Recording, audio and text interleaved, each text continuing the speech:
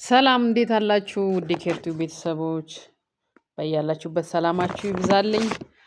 ዛሬ እንግዲህ 20 ፈረስ ጉልበት የሰገን አስትሮ ዲናሞ አብረን እንጠቀልላለን ማለት ነው። ለቻናሌ አዲስ የሆናችሁ ሰብስክራይብ በማድረግ ቤተሰብ መሆን ትችላላችሁ። እንግዲህ የምትመለከቱት 20 ፈረስ ጉልበት ስሪ ፌዝ ዲናሞ ነው። የሰገን አስትሮ የትልቁ እንጨት መሰንጠቂያ ማሽን ማለት ነው። እና ያው እንደምትመለከቱት በጥቅለላ ላይ ነው ያለሁት። እንግዲህ ኮሜንት ካላችሁ ኮሜንት በማድረግ መጀመር ትችላላችሁ። እንግዲህ አድራሻችንን ለማታውቁ አድራሻችን ኤችኤም ዲናሞ ጥቅለላ ቡታጀራ ከአርሴማ ወደ ከተማ አስተዳደር በሚወስደው አስፓልት ላይ እንገኛለን። እንግዲህ ድርጅታችን የተለያዩ ስራዎችን ይሰራሉ። ግራይንደር ይጠግናል።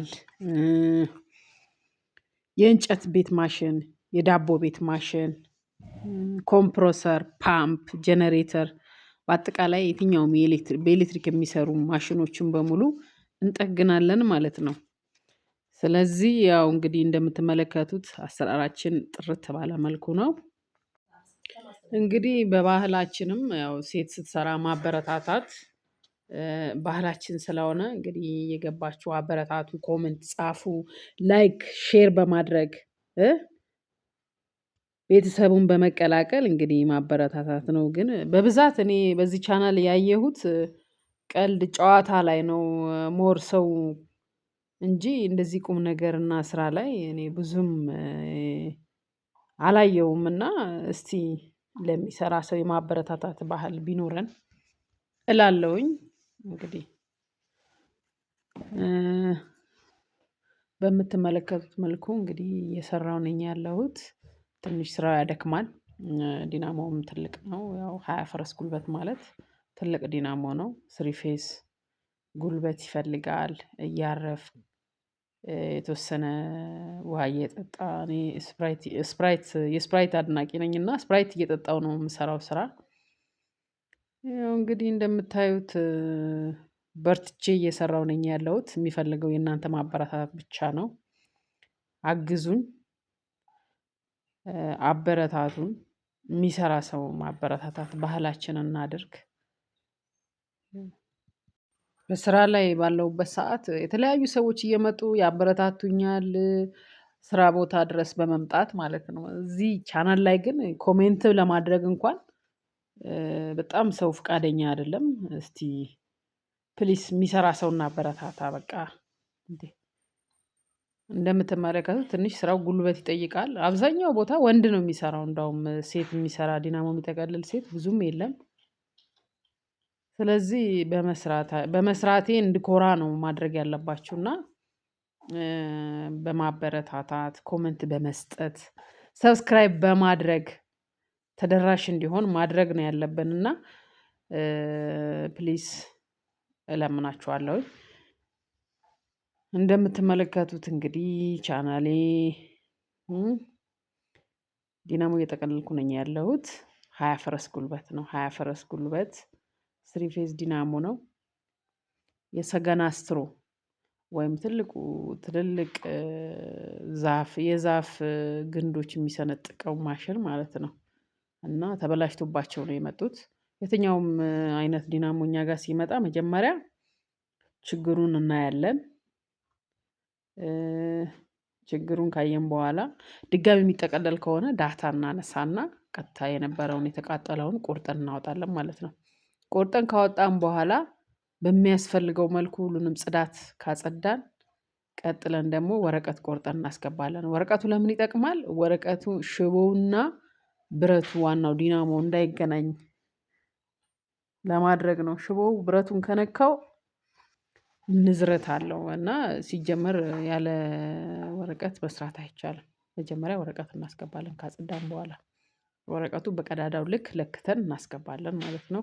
ከዛ በኋላ ዲናሞ የሚያስፈልገው ስንት ቦቢና ነው፣ ከስንት ወጥቶ እስከ ስንት ድረስ ነው የሚገባው የሚለውን ነገር ከለካም በኋላ ወደ ስራ እንገባለን። ቦቢናውን ከሰራን በኋላ እኔ አሁን ያለሁት ወደ መጨረሻው አካባቢ ነው ያለሁት። አንድ ቦቢና መሰለኝ የቀረኝ እዚህ ጋር። እና ይሄን ካስገባው በኋላ የፊኒሺንግ ስራ ነው የሚሰራው። የተበጣጠሱ መሃል ላይ የተቆረጡ ሽቦች ካሉ የመቀጠል ስራ ይሰራል በመጀመሪያ ደረጃ። እነሱ ከሰራን ከጨረስን በኋላ ጫፍ እናወጣለን። ጫፉን ካወጣን በኋላ ኮኔክሽን እንሰራለን ማለት ነው። ኮኔክሽኑን ከሰራን መጀመሪያ ኮኔክሽኑን ከመስራታችን በፊት እያንዳንዱ ቦቢና ከአንዱ ክፍል አንዱ እንዳይገናኝ ወረቀት እናስገባለን። ወረቀት ካስገባን በኋላ እናስራለን ማለት ነው። ኮኔክሽን ሰርተን ከዛ በኋላ ስራው ይጠናቀቃል ማለት ነው። ለቻናሌ አዲስ የሆናችሁ ሰብስክራይብ በማድረግ ቤተሰብ ትሆናላችሁ። ቤተሰቡ መቀላቀል ትችላላችሁ። ኤችኤሞች እንግዲህ ከሌሎች ዲናሞ ቤቶች ለየት የሚያደርገን ምንድነው? ፍጥነታችን፣ ጥራታችን እና ታማኝነታችን ነው። የትኛውም ማሽን ተበላሽቶ እኛ ጋር ሲመጣ አናቆይም፣ ቶሎ ሰርተን ነው የምንሰጠው። የዳቦ ቤት ማሽን ስፔሻሊ ዳቦ ሊጥ ተቦክቶ ሊበላሽ ይችላል ሊጡ። ስለዚህ ያን ሊጥ ከመበላሸቱ በፊት እኛ በፍጥነት ሰርተን እንሰጣለን ማለት ነው። የእንጨት ቤትም ቢሆን በተመሳሳይ የወፍጮ ቤትም በዛ ልክ ነው እና በፍጥነት ነው ሰርተን የምንሰጠው። ስለዚህ እኛን ተመራጭ ያደርገናል። በተጨማሪም ማስነሻ ሲበላሽም ማስነሻ እንጠግናለን፣ ሰርቪስ እናደርጋለን። ያሉበት ቦታ ድረስ በመምጣት ከደወሉልን ያሉበት ድረስ በመምጣት መጥተን ችግራችንን እንፈታለን እና ለዚህ ሙሉ ዋስትና ያለን የተጨበጨበ ባለሙያ ነን እና እኛ ጋር ስትመጡ 100% እርግጠኛ ሆናችሁ ነው መምጣት ያለባችሁ። ስለዚህ ለቻናሌ አዲስ የሆናችሁ ሰብስክራይብ በማድረግ ቤተሰቡን ተቀላቀሉ። ኤችኤሞች ነን። እየተሰራ ያለው እንግዲህ 20 ፈረስ ጉልበት የሰገና ስትሮ ወይም እንጨት መሰንጠቂያ ማሽን ዲናሞ ነው። እንደምትመለከቱት ጥድት ባለ መልኩ ነው እየተሰራ ያለው። እንግዲህ ያው ደጋግሜ እንዳልኩት ያው ሴት እንደዚህ ከባድ ነገር ስትሰራ ትንሽ የኛ ማህበረሰብ እንግዲህ በአካል መጥቶ እንግዲህ ያበረታታል። ምን ይላል እንግዲህ ቻናል ላይ ግን ብዙም አይደለም። እዛ ቻናል ላይ ባለው ማንም እኔ ሲያበረታታ ሼር ሲያደርግ እንኳን አላየውም። ይሄኔ እየጨፈርኩኝ ወይም የሆነ ስድብ እየተሳደብኩኝ ቢሆን እርግጠኛ ነኝ ቪውም መዓት ነው የሚሆነው። ግን ለምን በቃ ሰው የሚሰራ ሰው ማበረታታት መልመድ አለበት። የሚሰራን ሰው ማበረታታት፣ በተለይ ሴት ደግሞ እንዲህ ጠንክራ ስትሰራ በቃ ከጎኗ ልንሆን ይገባል። ይሄኔ ቸገረኝ ወይም ደግሞ መንገድ ላይ ልጆቼ ማበላው አጣሁ ምናምን እያለች የምትለምን ሴት ብታዩ እርግጠኛ ነኝ ከመርዳት ከማገዝ ወደኋላ አትሉም። ግን እንደዛ ከሚሆነው ደግሞ እዚህ ጋር የሚሰራ ሰው ስታዩ፣ ጠንካራ ሴት ስታዩ አይዞን በርቺ ማለት መቻል አለባችሁ እና መደገፍ ማበርታት አለባችሁ። እኔ ይሄን ስራ የምሰራው በልምድ ነው። እኔ አሁን ስራዬ ትክክለኛ ፊልዴ ግብርና ነው የተማርኩት። ግን ይሄ ደግሞ ረጅም አመት ከባለቤቴ ጋር እሰራ ነበረ ረዳት ሆኜ እና በዛም የተነሳ ቺፍ ኤሌክትሪሻን ሆኜ ያረፍኩት ማለት ነው። እና አሁን ሙሉ ፓርት እያንዳንዱን ነገር ራሴ ነኝ የምሰራው። ራሴ ሰርቼ ራሴ አስረክባለሁ። በዚህ ሂደትም ያው ቀላል የሚባል ነገር አይደለም እንትን ያልኩት። ስለዚህ ማበረታታት አለባችሁ። ሴትን ማበርታት ደግሞ ባህላችን ስለሆነ አበረታቱኝ። እንግዲህ ለቻናሌ አዲስ የሆናችሁ ሰብስክራይብ በማድረግ ቤተሰብ ሁኑ። ኤችኤሞች ነን እንግዲህ ኤችኤም በጥራት አንደራደርም፣ በፍጥነትም በተመሳሳይ አንደራደርም። ባልነው ቀን ነው የምንገኘው። የትኛውም ማሽን ስራ ፈቶ አይቆምም። የትኛውም ሰራተኛ በማሽን ብልሽት ምክንያት ስራ አይፈታም። እኛ እያለን እና አድራሻችን ቡታጅራ ከአርሴማ ወደ ቡታጅራ ከተማ አስተዳደር በሚወስደው አስፓልት ላይ ያገኙናል። እንግዲህ ለበለጠ መረጃ በአካል ደግሞ መጥታችሁ የምንሰራውን ስራችን መጎብኘት ትችላላችሁ። ድርጅታችን የተለያዩ ስራዎችን ይሰራል። ከእነሱም ውስጥ ግራይንደር የተበላሸ ግራይንደር ካለ ጥገና የሚያስፈልገው ይጠግናል። መጠቅለልም ከሆነ ይጠቀለላል። የእንጨት ቤት ማሽኖች የዳቦ ቤት ማሽኖች ዘመናዊውም አለ ማብኪያውም ጨምሮ ማለት ነው። የኮምፕረሰር ዲናሞ ፓምፕ የውሃ ፓምፕ ዲናሞ ጀነሬተር በተመሳሳይ የጀነሬተር ኢንዶታም ዲናሞም እንጠቀልላለን። ከተበላሸ እንጠግናለን። ብልሽት ከሆነ የተቃጠለም ከሆነ እንደገና እንጠቀልላለን ማለት ነው። አድራሻችን ቡታጀራ ነው። ከአርሴማ ወደ ከተማ አስተዳደር በሚወስደው አስፓልት ላይ ያገኙናል።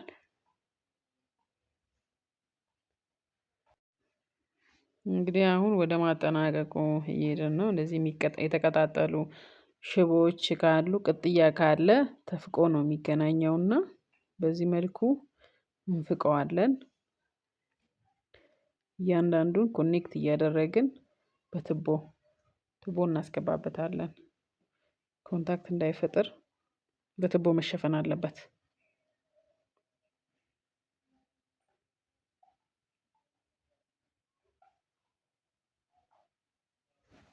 እንደምትመለከቱት እንግዲህ ስራው በጣም እጅግ በጣም አድካሚ ነው። ቢሆንም ግን ያው በፍቅር ነው የሚሰራው። ተሰጥኦ ይፈልጋል እንደዚህ አይነት ስራ ያው ለሚሰለች ለሚደክም ሰው አይሆንም። ስራውን ወዶት ለሚሰራ ሰው ግን ከባድነቱ ሁሉ አያስታውቅም። እንግዲህ በዚህ መልኩ እየፋቅኩኝ ነው ያለሁት። ይሄን ከተፋቀ በኋላ በደንብ ከተፋቀ በኋላ ሁሉም ተለቅሞ ተፍቆ በቱቦ መሸፈን አለበት ቅጥያው በሙሉ ማለት ነው።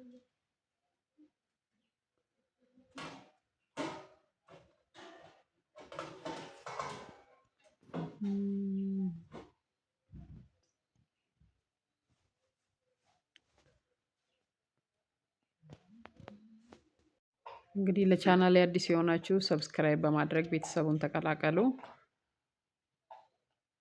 ብዙን ጊዜ የተለያዩ ነገሮች ላይ ነው የሚያተኩሩት አንድ ነገር ላይ ብቻ አይደለም የኔ ቻናል የሚያተኩረው። ዲናሞ ጥቅለላም አለ የግቢ ግብርናም አለ። ገብታችሁ ቻናሌን ማየት ትችላላችሁ። የግቢ ግብርና ምንድነው? ያው የተለያዩ ሴቶች በተለይ ሴቶችን ነው የሚጠቅመው። ስራ ፈተው የሚውሉ ቤት ላይ የቤት ስራ ከጨረሱ በኋላ እንደ መደበሪያም እንደ መዝናኛም እንደገና አምርተው ውጪ ሄደው ገበያ ሄደው ከመግዛት አምርተው ራሳቸው ምርታቸውን ይጠቀማሉ። ያ ደግሞ ለምን ይጠቅማል? ከኬሚካል የጸዳ ንጹህ ምርት ይኖራቸዋል ማለት ነው።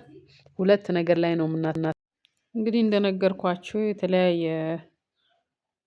አትክልቶችን እናመርታለን ግቢ ላይ እሱንም እንለቃለን በቻናል ማየት ትችላላችሁ። በቀላሉ በትንሽ ቦታ አትክልትን አምርተን ለቤት ውስጥ ፍጆታ እንዴት ማዋል እንደምንችል ጭምር እዛ ላይ ይገልጻል። ሌሎችን ቪዲዮ ማየት ትችላላችሁ። የተለያዩ ዲናሞችም አሉ 20 ፈረስ ጉልበት ባለ 1 ፈረስ ጉልበት የፓምፕ ዲናሞ የጀነሬተር ደግሞ ኢንዶታ አለ። እዚሁ ቻናል ላይ ሲሰራ ምናልባት ስራው ስትሰሪ ግልጽ አይደለም እያወራሽ እንዴት እንደሚሰራ ግልጽ አይደለም የሚሉ ጥያቄዎች አሉ። እነሱን ደግሞ ያው በሰፊው ሌላ ጊዜ በነገራችን ላይ ስልጠናም እንሰጣለን እኛ ኤችኤም ላይ ስልጠናም ይሰጣል። ዲናሞ ጠቅላላ ስልጠና በተግባርም ጭምር የተደገፈ የተለያዩ ስልጠናዎችን እንሰጣለን። በዚህ መልኩ እንግዲህ እንደምትመለከቱት ጽድት ባለ መልኩ ነው የተሰራው። ይሄ ወጣ ወጣ ያለውን መታ መታ አድርጎ ማስገባት ግድ ነው ከክዳን ጋራ እንዳይገናኝ። አሁን እየለካ ያለሁት ወረቀት ነው እያንዳንዱ አንዱ ቦቢና ከአንዱ እንዳይገናኝ በወረቀት ኢንሱሌት መደረግ አለበት። እያንዳንዱ አንዱ ከአንዱ መገናኘት ስለሌለበት በዚህ መልኩ ወረቀት ይገባና አንዱን ከለካው በኋላ ለእያንዳንዱ በዚህ መልኩ አስምሬ እቆርጣለሁ ማለት ነው። ይሄ የቆረጥኩትን እያንዳንዱን ያሰመርኩትን ቆርጬ አስገባለሁ ማለት ነው። በመጀመሪያ የሚታሰረው ከኋላ ኮኔክሽን ያለበት ሳይሆን ከኋላ ነው። ከኋላ ያለውን ከማሰራችን በፊት ይሄን ወረቀት አንዱን ከአንዱ ለመለየት እናስገባለን። በዚህ ልክ ቆርጠን ካስገባን በኋላ በዚህ መልኩ እያስገባን የተረሳ ሽቦ እንዳይኖር በጣም በጥንቃቄ ነው። አንዱ ቤት ከአንዱ ቤት መገናኘት የለበትም። ተገናኘ ማለት በቃ ይሄ ሁሉ ልፋት ከንቱ ሆነ። ይሄ ሁሉ የለፋሁት ይሄ ወረቀት አንዱ ቦታ ከሳተ በቃ ተቃጥሎ ነው የሚመጣው። ድጋሚ ነው የሚቃጠለው እና እጅግ በጣም ጥንቃቄ ይፈልጋል። አሁን ወረቀቱን አስገብቼ ወደ ማሰሩ ጀምሬያለሁ ማለት ነው። በዚህ ልክ ድብን አድርገን እናስራለን። ከዛ ደግሞ በቃ ኦልሞስት ስራው እየተጠናቀቀ ነው።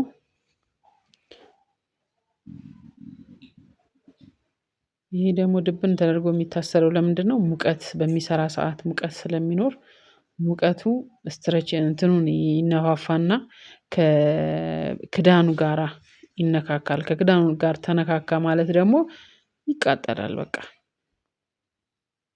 ድጋሚ የመቃጠል ቻንሱ ከፍተኛ ይሆናል። ስለዚህ እንደዛ ነገር ከመፈጠሩ በፊት ድብን ተደርጎ መታሰር አለበት።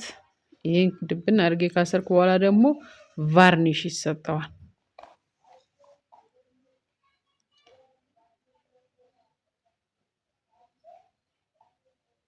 እቃችን ስራ አድርጌ ደግሞ ይሄ ኮኔክሽን ያለበት ዋናው መንገድ ነው። ስለዚህ ወረቀቶቹን እነዚህን በተመሳሳይ ወረቀቶቹን በልካቸው ተቆርጦ እንደዚህ አንዱ ከአንዱ መለየት። እንደዚህ ከለየው በኋላ